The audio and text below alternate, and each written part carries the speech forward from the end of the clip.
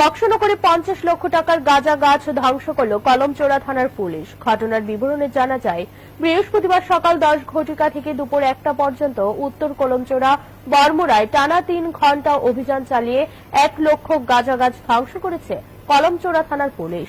এই যৌথ অভিযানে কলমচোরা থানার পুলিশ ও 74 নম্বর ব্যাটালিয়নের দক্ষিণ কলমচোরা বিওপির জওয়ানরা সহ বক্সনগর বন দপ্তরের কর্মীরা উপস্থিত ছিলেন এই অভিযানে।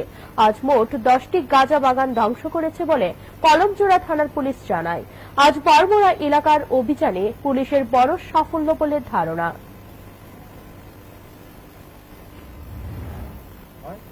বিএসএফ 74 ব্যাটালিয়ন কলমচোরা এবং Boxanagar beat office, forest office staff আর কলমচোরা।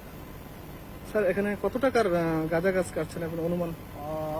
অনুমান তো প্রায় 40-50 লাখ প্রায়।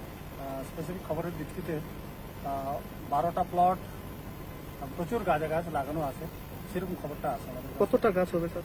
প্রায় 1,05,000 সেরকম। তো